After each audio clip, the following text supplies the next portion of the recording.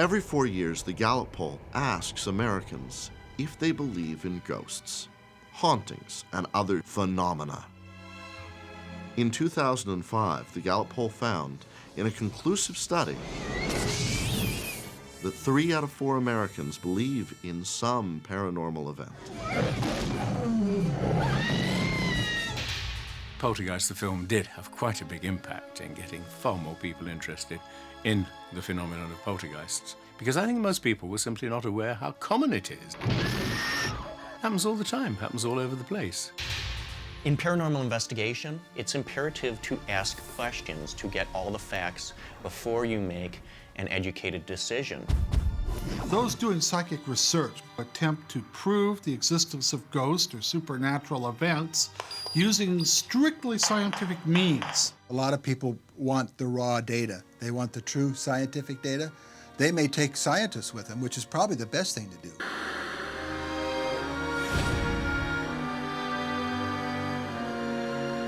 We've already made arrangements for relocating the cemetery. Besides, we've done it before. When? In '76. Right down there. In the movie Poltergeist, it is somewhat accurate in, the story that it tells, because if you are dealing with angry spirits, especially dislocated spirits, bodies that were under the home that weren't moved, then yes, they can manifest enough energy, especially if there's more than one, and cause a true poltergeist to happen.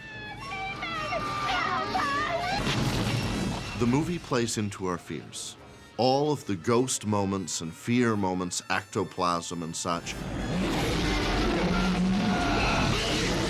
You can't control it, so you're afraid of it. We're fearful of the things we can't control because there's something ignorant about it. We don't know what it is, so therefore it's more powerful than us, and therefore it frightens us. There's something going on, and I'd like to know, from a scientist's perspective, what is going on.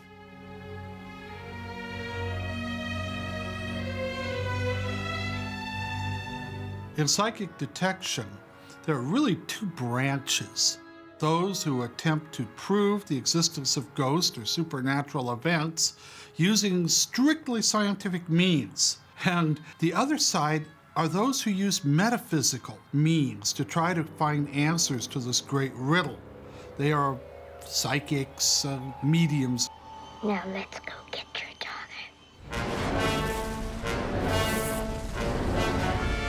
When you have a haunting, a ghost, a poltergeist, or you have a psychic impression, all 3 things are very different, but they're all in the same area. How long have you been investigating haunted houses?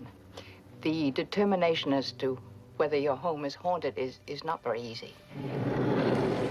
What I meant to say was it might very well be a poltergeist. Poltergeist, the word means banging ghost, noisy ghost. And that's what they tend to do, basically, to make a hell of a noise. But they can also throw things around.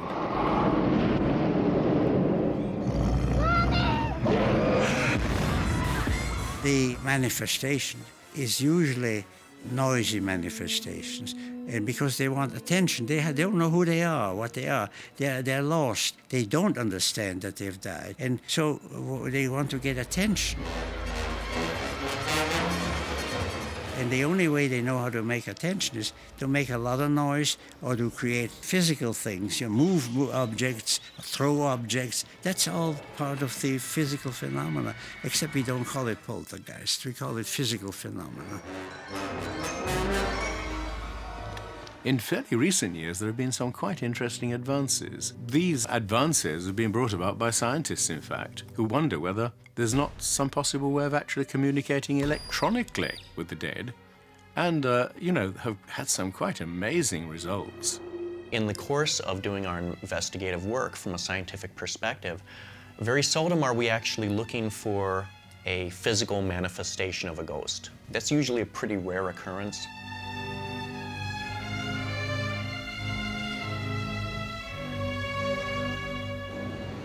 Poltergeist, of course, is a classic film, and I can't begin to overstate how much an impact the movie made on me as a child. The scene in the film where the spirits are coming down the stairs and the parapsychologists, the ghost hunters, have all of their equipment set up. Roll it back. They're saying, did we get that on tape? Did we get that on tape? And they roll it back. I think we got one. I think it recorded. And sure enough, it recorded. I got goosebumps. It really made me start thinking, could you actually use electronics to substantiate the existence of these things? It really propelled me towards this as a field of study. What was that? I did hear that. These days, we do a lot of surveillance, meaning we'll set up a DVR camera with anywhere from 4 to 8 to 12 cameras in certain rooms to see if we can see any kind of movement. We use radiation Geiger counter type instruments. This is a Geiger counter. You should get, I don't know, a couple of hits every minute. We were in the other room. We were getting a lot of feedback from our Geiger counter. This was more than a few times per minute, so there's obviously something other than normal radiation going on here. This is an EM meter. It uses electromagnetic energy. Yeah, I would usually get a bounce of 2 or 3 points. This is just going nuts. What we're looking for is an inference that a ghost may be present. How do they disrupt the environmental variables? That's a strong indicator that there might be a presence there, even though we can't directly observe it with our eyes.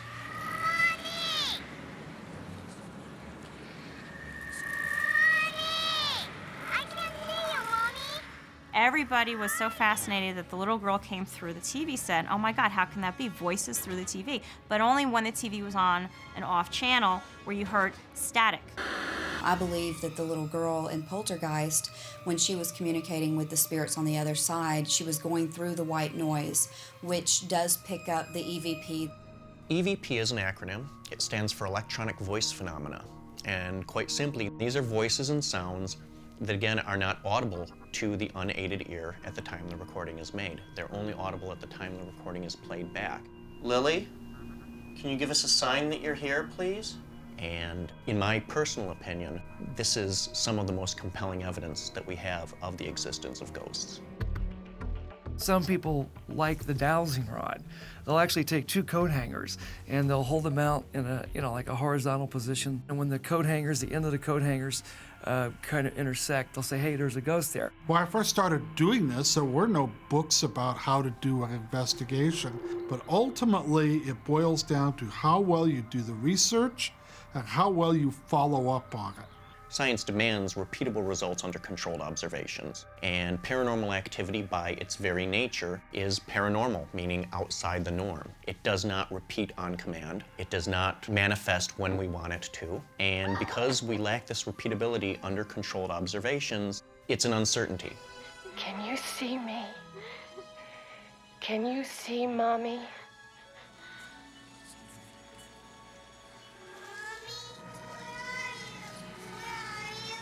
Most paranormal investigators today will find the happy medium in the middle and will use their tools as well as a psychic to guide them on what hauntings may be going on in a location.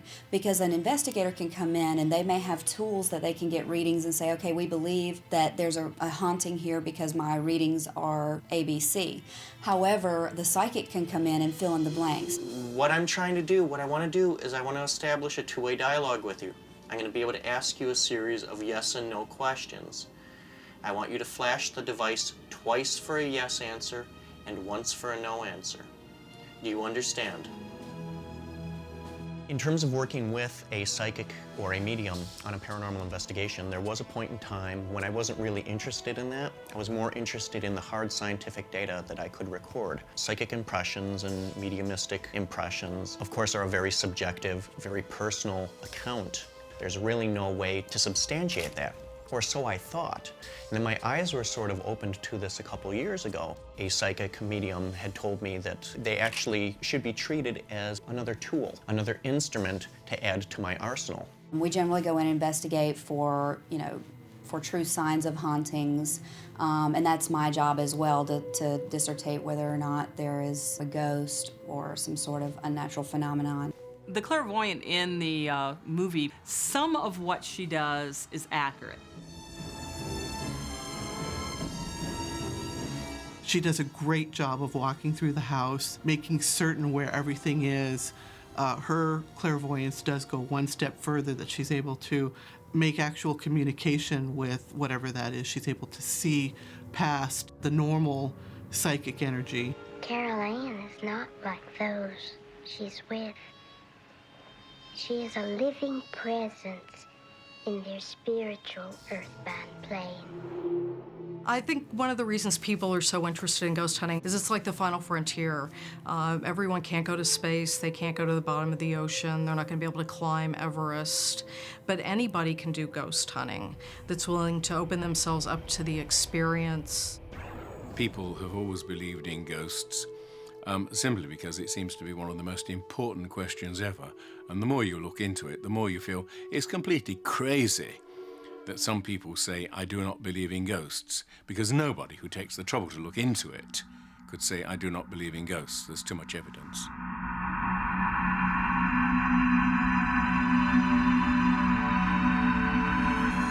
What members of the household are involved? And what are their ages? The first thing I do is ask a lot of generic questions. When do these things seem to occur? The time of day, month, are the kids present? What's the family psychodynamics like?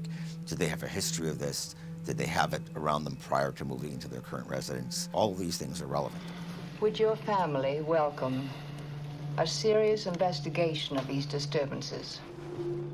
When I go out investigating a site, I usually am alerted by a phone call, sometimes an email. Someone is panic-stricken, something is happening in their house, I can't explain it. I immediately take a deposition, and I try to develop a timeline. What happened first? What happened second? Then I walk through the site, usually on my own, to see if there might be a natural explanation. I put on the skeptical hat, and I try to discount everything that they report. Something came down the stairs with me, and then it was a child, and then it was clutched, like peeking out from behind me. One second I'll see her there, the next second she's up there. You know what I'm saying? So she's sort of pop, pop. There's always a part of the house that's wanted more. It's not the whole house. It's something in that room, something bad, something unfinished. Usually if you go back into the history of a haunted house, you'll find a record that there's been some kind of trauma there. It's one thing to hear all these stories, and you hear people saying, wow, you know, my furniture just overturned. But it's another thing when you get it on camera. Otherwise, it's just a fish that got away story. Do things like this happen? Yes. I saw a large bowl fly off a table by itself and crash into a wall. Once during a seance, we had a tape recorder just flip off the table and crash into a wall. This has happened, but not with the same force as you find in the movie. You don't see all of it happening at once at one time. It's usually far more subtle than that.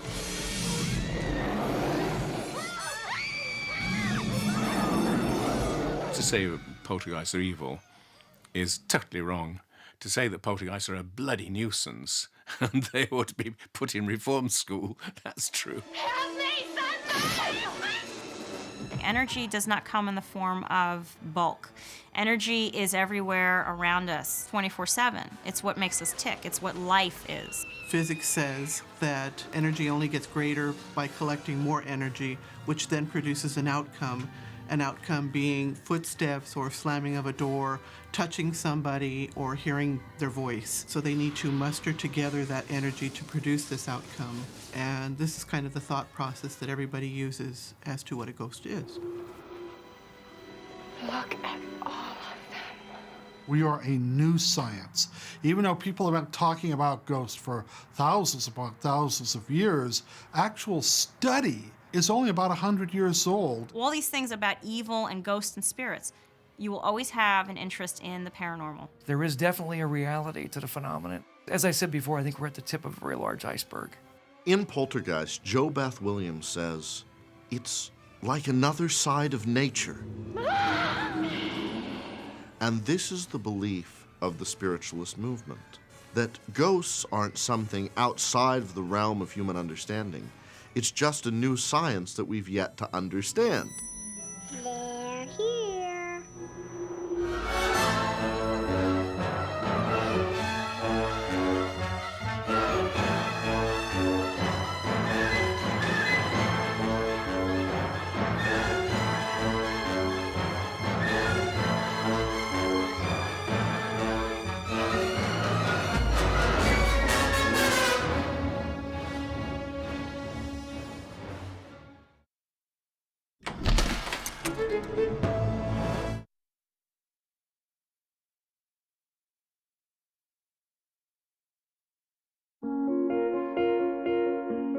when I was in school. I said, I can talk to dead people.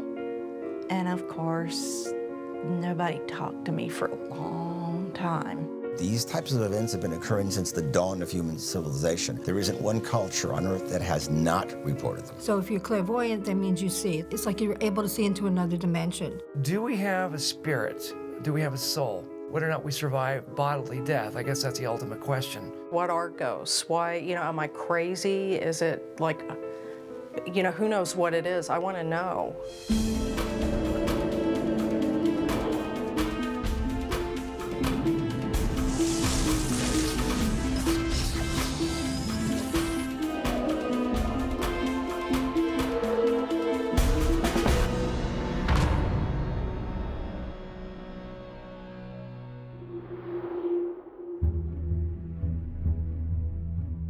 We wanted to be scary. We spent a week with a lot of books about ghosts and poltergeists, and we also wanted to base it on what we felt were the facts that existed in literature and with people who studied ghosts. So we wanted to base all of the things that happened in the movie on those kind of things rather than on things that were made up. Poltergeist disturbances are of a fairly short duration, perhaps a couple of months.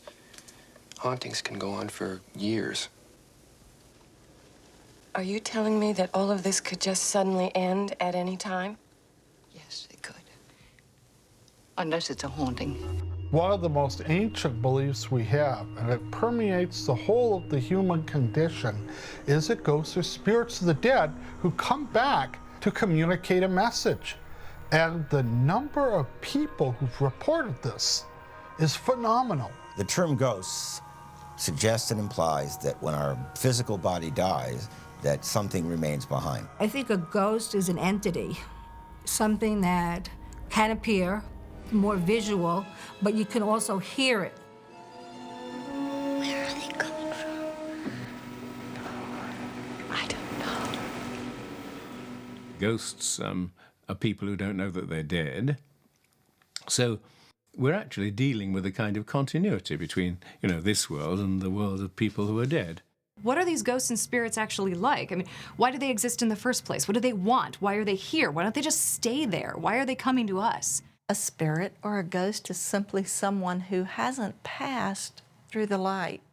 A ghost is stuck between this world and the next world. We see that generally a violent traumatic death is what seems to precipitate a ghost. Ghosts supposedly linger because they have unfinished business, something that they haven't really finished in life. Sometimes this becomes an entity who is not able to adjust to the next step, which is, of course, being on the other side. It's a place there's no resolve to it. There's no closure.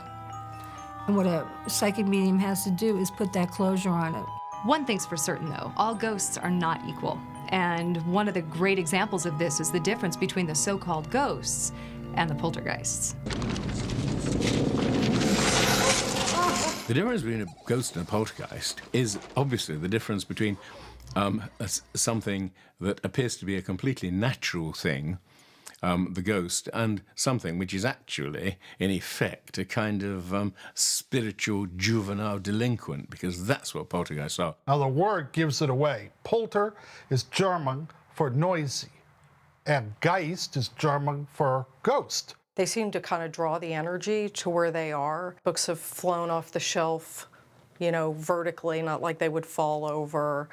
People would hear voices. It consists of objects being moved by unseen hands, things being thrown, or people being pushed.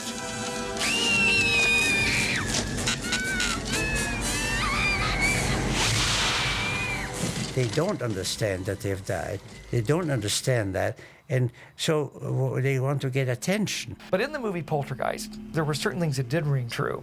As I recall, there was a sequence where I believe it was Jo Beth Williams, she's in a kitchen, and the chairs keep kind of being rearranged behind her.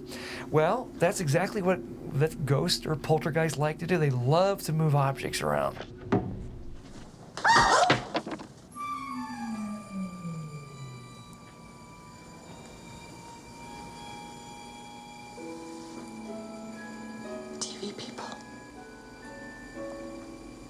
Uh-huh. Undoubtedly, Poltergeist, the film, did have quite a big impact in getting far more people interested in the phenomenon of poltergeist, because I think most people were simply not aware how common it is. When I look at it now and look back on it, a lot of the stuff that's in there, it's all based on an actual occurrence. Sure, they enhanced a lot of that stuff for the dramatic effect, but, you know, if you really analyze every little piece of it, it's all based on actual experiences. But what are they? That's the question. There's a lot of different theories. Some link them to hauntings, especially places of great tragedy. Some link them to children, especially young girls. It's normally centered around a child, normally of high intelligence, but someone who holds everything in. Yes. I don't know. I don't know. Then you have the people who say they can communicate with the dead. You have the mediums, the clairvoyants, the psychics. Medium, trans-channeler, all meaning the same thing. Medium being somebody who is in between. I don't know what hovers over this house, but it was strong enough to punch a hole into this world, take your dog away from you. Some call themselves shamans or spiritualists or spiritual healers. The seance masters, you have the ghost hunters, etc., etc. They're individuals who see and deal with the paranormal, with the outside, with the extremes of the mind. Basically, channeling is the idea of being able to channel energy through you or be able to channel energy from the other side. But a trans channel was an individual who would allow an energy to come into their body and speak through them. There are a lot of people that still exist right now that they do that a lot. This is fairly common. Some spirits can actually use people who can do this kind of thing. Being a clairvoyant, being psychic, having given the gift of sight, if you will, is tapping into what we all have as our sixth sense. Hello?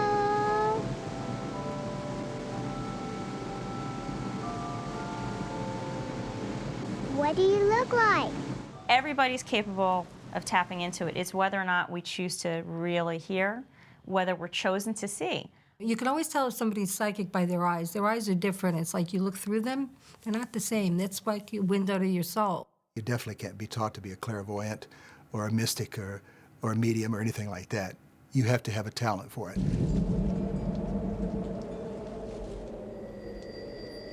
As a child, I always knew things. I knew everything that was going on. I didn't like that gift. I was uncomfortable with it. Because, you know, try getting a date. You know what the guy's thinking.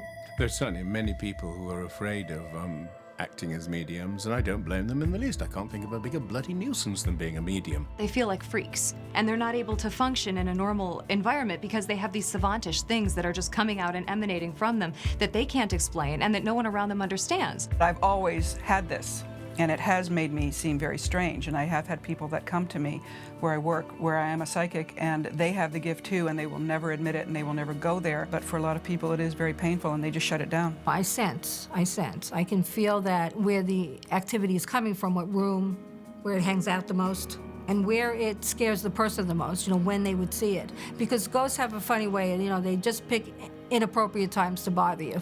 Emotions are the easiest ones for me to pick up. I pick up by seeing still pictures. I can see almost sometimes like a movie flashing in front of my mind, and I'm watching it and I'm trying to make sense of what I see. Sometimes there are just ghosts that are pains in the ass and they hang around and they want you to hear their jokes, and they're not funny, but you're just not going to get rid of them no matter what you do.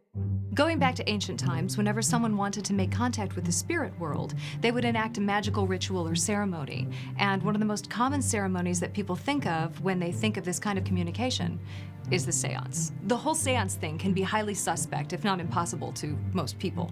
And one of the people that it was highly suspect to, who spent most of his life debunking the seance, was Harry Houdini. After his mother died, Harry Houdini went and visited a medium and was completely desperate to make contact with his mother. And when he sat across from the medium at the table and realized that the person he was visiting, that he was entrusting his one lifeline to his mother, was doing phony and fake parlor tricks, he was devastated. And after more than one of those experiences, he became so angry and so incensed and so passionate about exposing these people because he saw them as people who were really capitalizing on other people's despair. In spite of the fact that Harry spent most of his career debunking these imposters and the charlatans, he never really gave up believing, and he never really said out in the open, I don't believe this is a possibility. In fact, I think it's quite the contrary. Come here, honey, and give me your hand. I'm not gonna bite you. Are all clairvoyants out to get us, out to fool us, out to take us? Are they all hucksters and cons and frauds? No. When I was younger, the love of my life died, and he came back to me about 7 years after that to let me know that he was okay. And that opened a gate for me to be able to be in contact with people on the other side.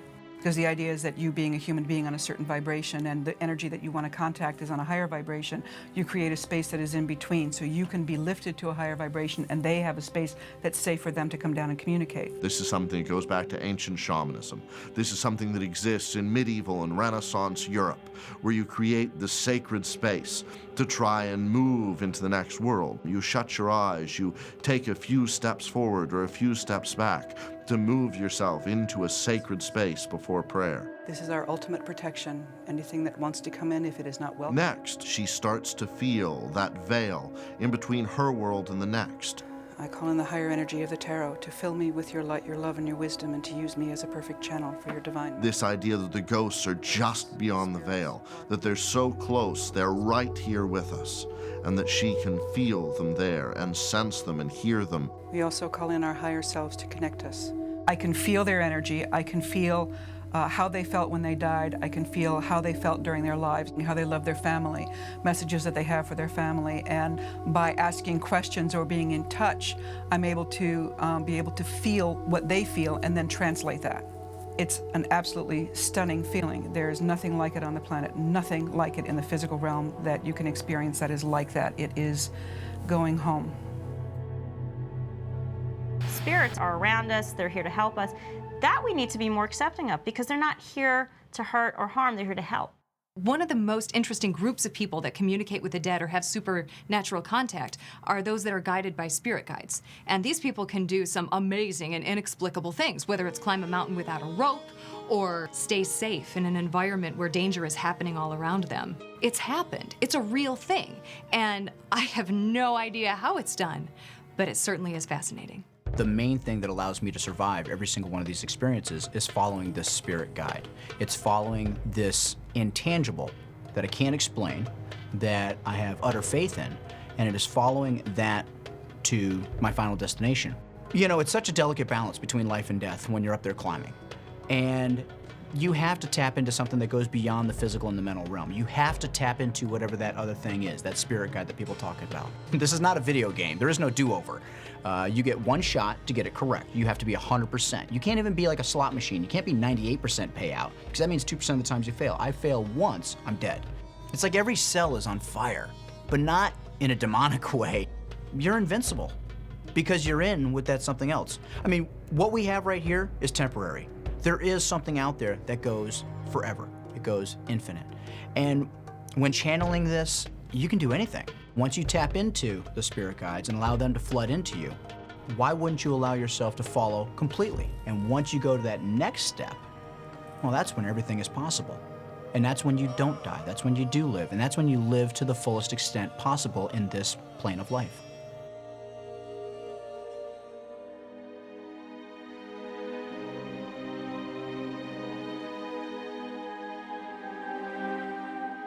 So this idea that there is an existence beyond this one, and that it is very similar to this one, and that we might be able to reach back, is very human. To be honest with you, it gives me a lot of comfort to think that there's life after death. That this isn't, you know, we just disappear. Communicating with the dead is a beautiful mystery. And if I have an opportunity to walk through that door, you bet I'm turning the knob. I am told by many, many people that you rise out of your body into a light. But do we know this for sure? Only when we go ourselves. Whatever it is, it's the answer to the greatest mystery of all. What happens when we die? And who isn't interested in the answer to that question?